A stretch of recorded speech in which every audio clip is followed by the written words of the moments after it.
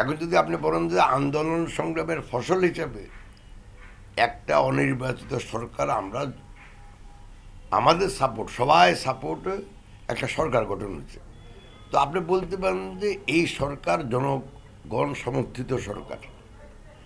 সেই পার্সপেক্টিভে আপনি বলতে পারেন যে এনাদের জনগণ সাপোর্ট আছে, অতএব এই সরকার বৈধ, ঠিক আছে, কোনো অসুবিধা নেই।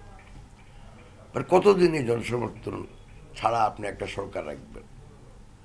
আমরা এটা বলতে চাই না, বিএনপিও বলতে চায় না।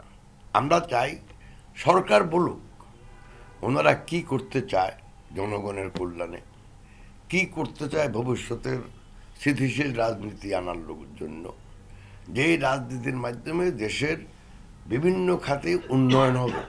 সেটা ব্যাংকিং খাত বলেন, সেটা উৎপাদনের খাত বলেন, সেটা কৃষি খাত বলেন, যে এই সংস্কারের মাধ্যমে এগুলোর উন্নয়ন হবে। এবং সেটা কতদিন লাগবে, কতদিন আমরা অপেক্ষা করব নির্বাচিত সরকারের জন্য, যেই সরকারের নির্বাচিত সরকারের জন্য আমরা গত 15 বছর থেকে আন্দোলন সংগ্রাম করতেছি।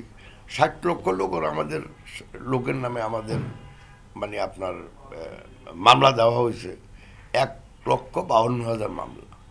তো আমরা তো আমাদের যেই জন্য আন্দোলন সংগ্রাম করছি সেটা তো আমরা এখনো অর্জন করতে পারি নাই। হ্যাঁ, প্রাথমিক অর্জন সেটা হলো বিগত সরকারের পতন, আলহামদুলিল্লাহ এটা অর্জন হয়েছে। এখন যেটা দেশ, বাট আমাদের আন্দোলন তো ছিল নির্বাচিত সরকারের জন্য, দেশে গণতন্ত্র প্রতিষ্ঠা করার জন্য, অবাধ সুষ্ঠু নির্বাচনের মাধ্যমে গণতান্ত্রিক এবং নির্বাচিত সরকারের জন্য। সেটা তো এখনো পাই নাই, পাইছি আমরা। অতএব আমাদের আন্দোলন সংগ্রাম বেসিক্যালি অব্যাহত থাকবে যতদিন পর্যন্ত দেশে মানুষের দ্বারা নির্বাচিত, জনগণের দ্বারা নির্বাচিত জনগণের সরকার প্রতিষ্ঠা না হয়। সময় লাগবে সংস্কারের, ওনারা বলুক কি কি সংস্কার করবে, কতদিন নেবে, তখন সরকারের সাথে বিভিন্ন রাজনৈতিক দল সব একত্রে বসে সেই সময়টুকু নির্ধারণ করবে কতদিন ওনারা থাকতে চান, কতদিনে এই কাজগুলো ওনারা করতে পারবেন। সেটা তখন নির্ধারিত হবে রাজনৈতিক দলগুলোর সাথে আলাপ আলোচনার মাধ্যমে।